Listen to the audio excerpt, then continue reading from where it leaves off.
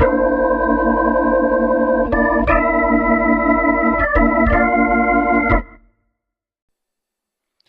it's time to write and use some CSS.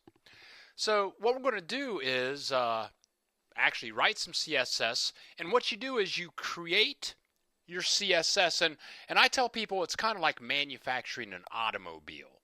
You might make your tires in Brazil and make your radios in Venezuela and then make your this part over here in this part of the world. And so you have all those parts and then you send it to Detroit and they put it all together and they roll out with a brand new car. So within the land of CSS, you create all of your stuff and then you put it somewhere so that you can use it. And that's what we're going to do now. So in the land of CSS, you make them, then you use them. So here we go. Let's go into Dreamweaver and get myself set up here. Okay, here we go. And I'll move some stuff out of the way, and I'm going to make a new HTML document. And I'm just going to go right into the code.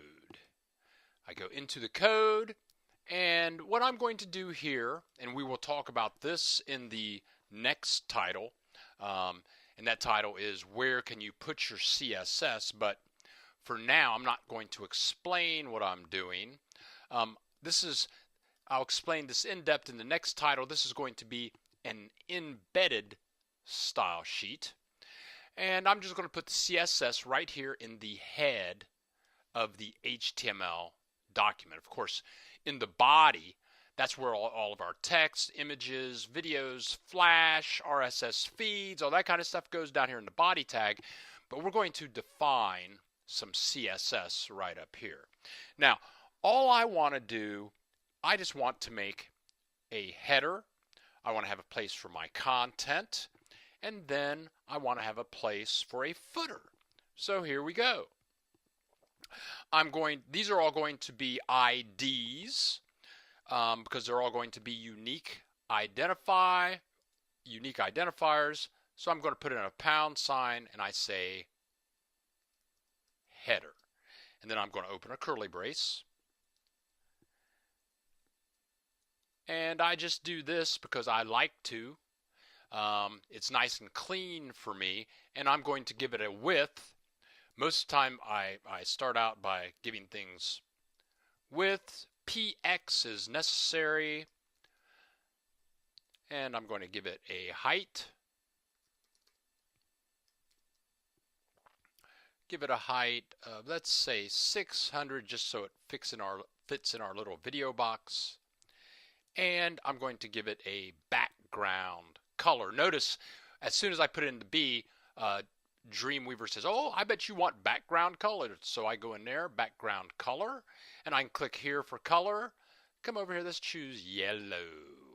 In that, like that. So I've got a width, I've got a height, I'm good to go for my header. Now, I'm just going to copy this. Width and height. Actually, I think the header, I'm going to make that 100 pixels. So let's copy that.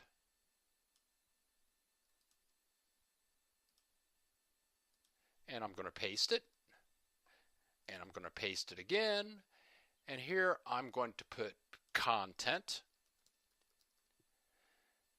And our total, I'm going to put content at 400 pixels. And that's for our text. And then for our footer, I'm going to leave that at 100. So the height of our total page is going to be 600 pixels. And this is why it's so important to do your math up front. So now the content area, I want it to be a different color than the header.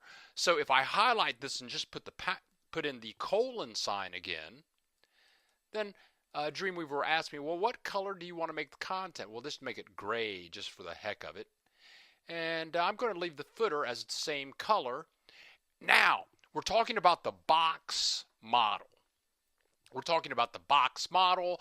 So whatever we have needs to go into some box. So let's come up here. Let's make a box for this stuff to go into. It's boxes in boxes in boxes. We want to put this stuff in a box, so I'm going to copy this code, hit enter a couple of times, and I'm going to paste this in here, # wrapper. And wrapper is going to be our big box. I'm going to give it a height of 600 pixels. So what we're going to have is we have the big wrapper, and in the wrapper, which is our big box, we're going to put the header, the content, and the footer is going to go into the wrapper. And we're not even going to be able to see the wrapper because it's filled with stuff. So I'm going to get rid of the background color altogether.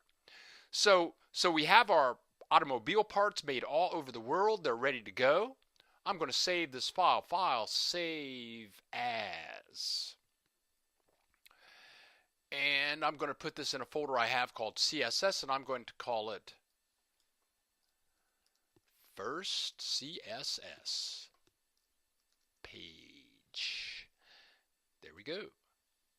Okie dokie. Now I go into design mode. Oh, look, nothing is in there. There's nothing here. Well, that's because we've created it, but we haven't sent the part to Detroit yet. So here we go. Let's send the parts to Detroit. Let's go back into the code, and we can see our CSS in the head of the document. We made our definitions. So let's go into the body tag, and now it's time to use what we have created. You make it, then you use it. So here we go. We use what we have made by using divs. So I say div ID =, quotation mark, wrapper, quotation mark. We close that out. And notice now we're using HTML syntax because this is an HTML document. Div for page division, ID for the type of CSS rule we're going to use, and then the selector name in quotation marks of the CSS selector. And now I'm going to close that div. So I do this, / and notice that Dreamweaver knows while we opened a div, we're trying to close an HTML tag. So it remembers that we just opened one, figures that we probably want to close that div. Now, something very important. We're going to make a comment. Exclamation mark, dash, dash, / wrapper, dash, dash, close that. This is what you call an HTML comment. All this is a note to yourself.